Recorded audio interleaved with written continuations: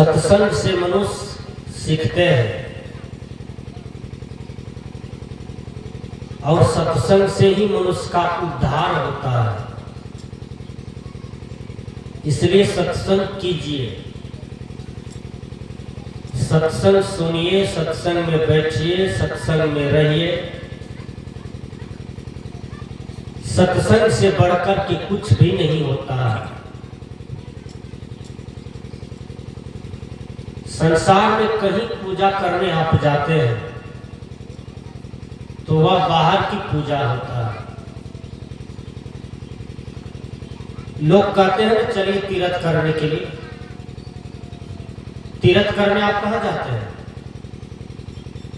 अयोध्या जी जाते हैं ना। यहां से जत्रा बनाते हैं,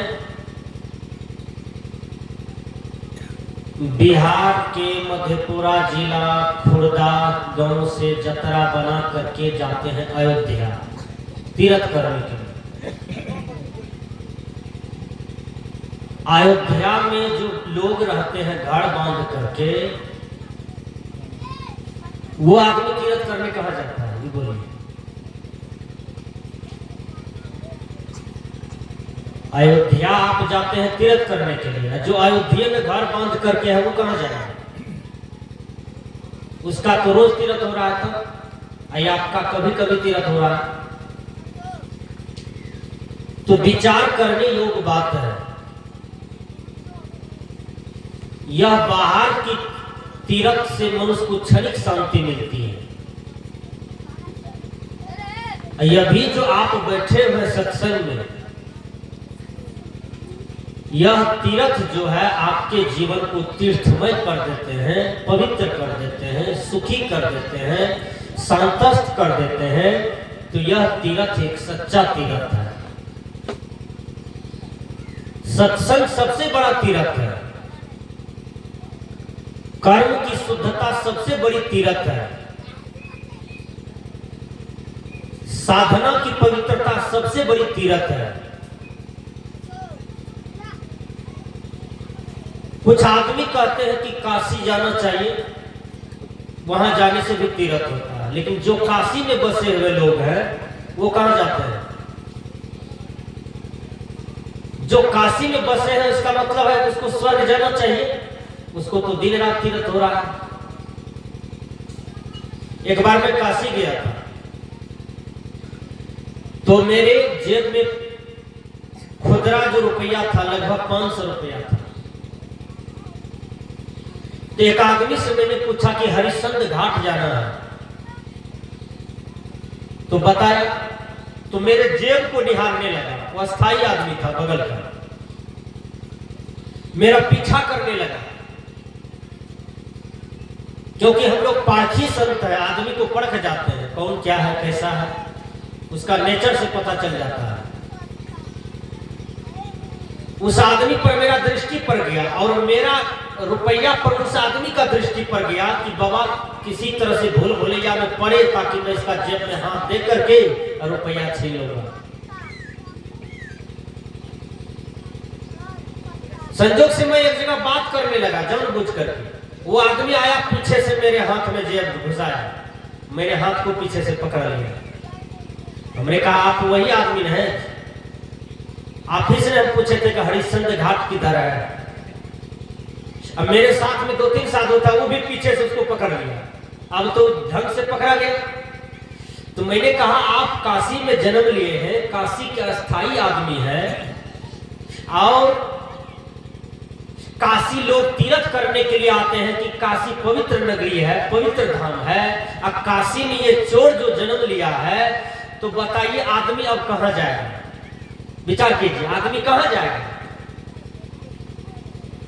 तो बुझने विचारने की बात है। आप सत्संग में आइए, यह सबसे बड़ा तीर्थ है। संत महापुरुषों के विचारों को सुनिए, यह सबसे बड़ा तीर्थ है। यह तीर्थ से आपके जीवन का कल्याण हो जाएगा। सत्संग में आप आते हैं तो आपका सबसे पहले बुराई त्याग होता है। वह क्या है? यदि आप झूठ बोलते हैं तो संत महात्मा आपके झूठ को छुड़ाएंगे। यदि आप नशा खाते हैं, जैसे सुपारी, शराब, दारू, तारी, भांग, बीड़ी, सिगरेट, यह सब नशा में आता है। यदि आप नशा खाते हैं तो आपको ये सत्संग छुड़ा देगा, तो आपकी बुराई का त्याग हुआ ना। नशा, झूठ, एक एक आदमी को देखिए कि दिन भर झूठ बोलते रहते हैं और रात में भी झूठ बोलते हैं। रात में कहां झूठ बोलते हैं? तो मां के पास, पत्नी के पास, बच्चों के पास, वहां भी झूठ बोलते हैं। और दिन में तो लोकाचारी जहां तहां टहलते हैं, वहां झूठ बोलते हैं। तो झूठ जो बोलते हैं, ज्यादा झूठ जो बोलते हैं, जिस झूठ से मानव समुदाय को हानि होती है, वह झूठ बहुत बड़ा पाप होता है। झूठ बोलने वाला आदमी का आयु भी कम होता है। जो झूठ बोलते हैं उसका आयु घटता है बहुत ज्यादा। और झूठ के समान कोई पाप भी नहीं है। मुझे पड़ोसी से झगड़ा हुआ और तीसरा आदमी झूठ बोल करके थाना में गवाह दे दिया और दोनों पर केस कर दिया।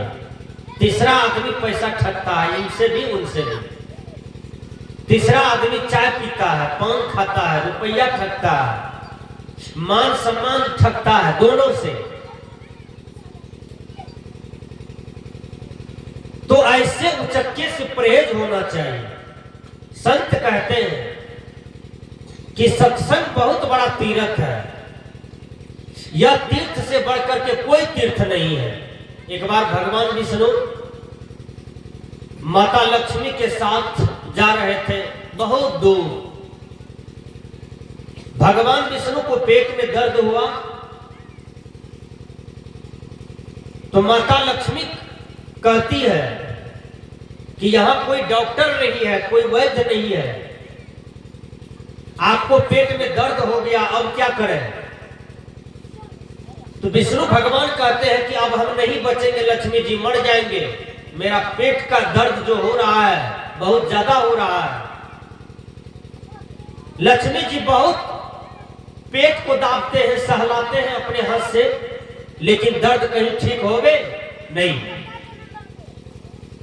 दो लम्हा आगे बढ़ते हैं विष्णु भगवान। एक जगह तुलसी का वृक्ष था और जहां तुलसी का पौधा था वहां कोई महात्मा डेथ किया था, महात्मा मर गया था, उसी पर तुलसी का पौधा लगाया था। वहां से 5 पत्ता तोड़ करके भगवान विष्णु लिए और खा लिए, पानी पी लिए, पेट का दर्द समाप्त हो गया। लक्ष्मी जी पूछते हैं, हे भगवान, आप तो पेट के दर्द से मरने वाले थे, छिलपिटा रहे थे, आप बेचैन थे, लेकिन आप ये बताइए, आप 5 पत्ता तुलसी का खाए, आपका दर्द समाप्त हो गया, ये तुलसी में शक्ति क्या था? भगवान विष्णु बताते हैं, हे लक्ष्मी महारानी, यहां बहुत बड़े संत रहते थे इस क्षेत्र में और वो डेथ कर गए। उन्हीं का समाधि पर ये तुलसी का पौधा रोपा गया था और ये तुलसी में बहुत दिव्य शक्ति है। 5 पत्ता हम खा लिए, मेरा पेट दर्द समाप्त हो गया। अब विचार कीजिए आप कि संत में कितना शक्ति होता है, ऋषि मुनियों में कितना शक्ति होता है, बोलिए। इसलिए तीर्थ करने बाहर जाते हैं तो सदगुरु कबीर बीजक में कहते हैं, तीर्थ करेल हम की जेबे, मंदिरवा हम करेल की जेबे, हम तो तीर्थ नहीं गए। कहां पर? तो सत्संग में, संत दर्शन में, साधु सेवा में। मंदिर में मत जाइए, वहां तीर्थ नहीं है। मस्जिद में मत जाइए, वहां कोई व्रत नहीं है। गिरजाघर में मत जाइए, वहां कोई कुछ नहीं है। जो कुछ है आपके अंदर में है। खुदा का वास कहां है? आपके अंदर में। परमात्मा भगवान का वास कहां है? आपके अंदर में। और इस पर जो मैल बैठा हुआ है, भोग का, विषय का, गंदी आदतें का, इसको सत्संग से, सदचर्चा से, ज्ञान चर्चा से हटाइए, तब आपका तीर्थ हो गया। नहीं तो आपका तीरथ नहीं हुआ। एक गांव में एक महात्मा जी आए थे, ठीक से सुनिए। महात्मा जी ध्यान में बैठे थे। महात्मा जी कागज में लिख दिया कि जो 101 तीरथ किया होगा हम उसी के हाथ से भोजन करेंगे। पूरे गांव के लोग ने कहा 3 रोज हो गया महात्मा भूखा है, अब क्या करें, अब क्या करें? पूरे गांव की प्रतिष्ठा पर है।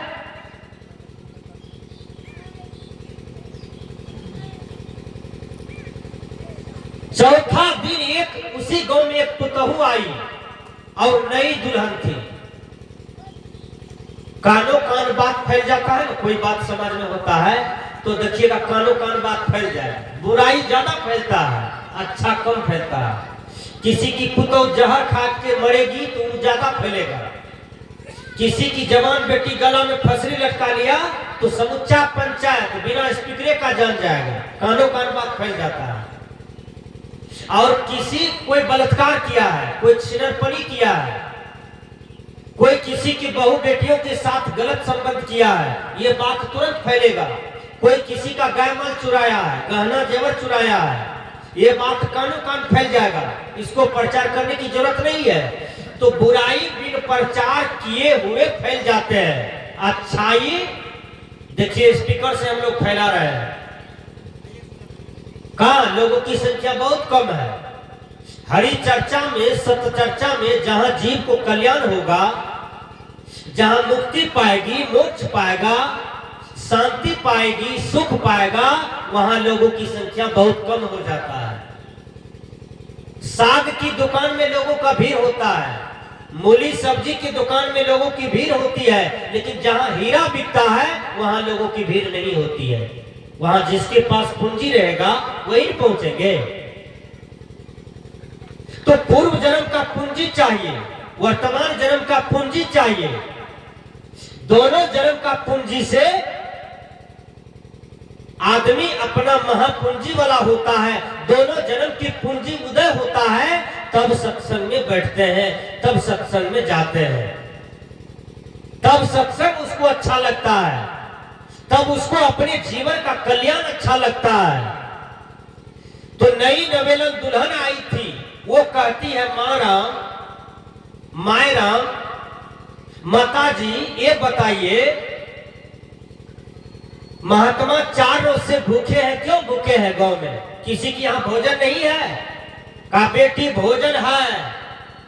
सबसे बड़ी कमी यह है कि इस गांव में कोई 101 तीर्थ नहीं किया है जो महात्मा भोजन करेंगे।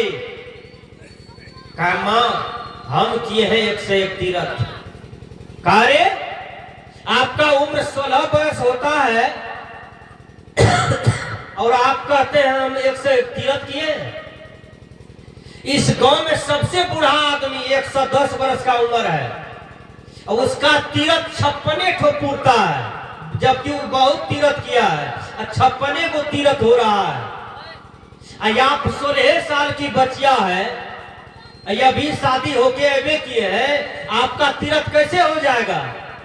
तब वो कहती है माँ जी हम 101 तीर्थ किए हैं, हमको पहले भोजन तो बनाने दीजिए और तब हम खिला देंगे महात्मा को। कहा ठीक है बेटी बनाओ।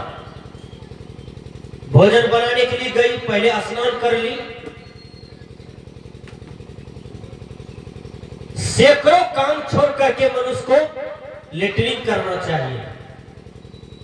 हजारों काम छोड़ करके मनुष्य को भोजन करना चाहिए और लाखों काम छोड़ करके सत्संग सुनना चाहिए और करोड़ों काम छोड़ करके मनुष्य को स्नान करना चाहिए।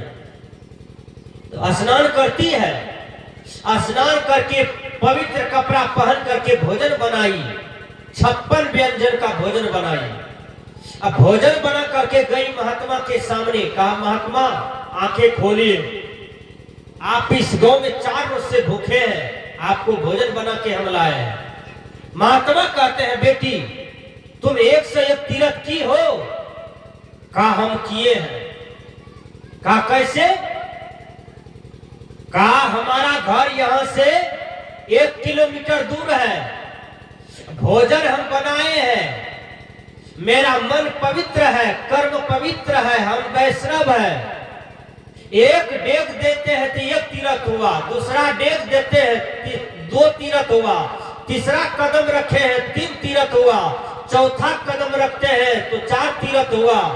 इसलिए महत्मन आपके पास आते आते मेरा 400-500 कदम हमको चलना पड़ा है, तब आपके पास हम पहुंचे हैं।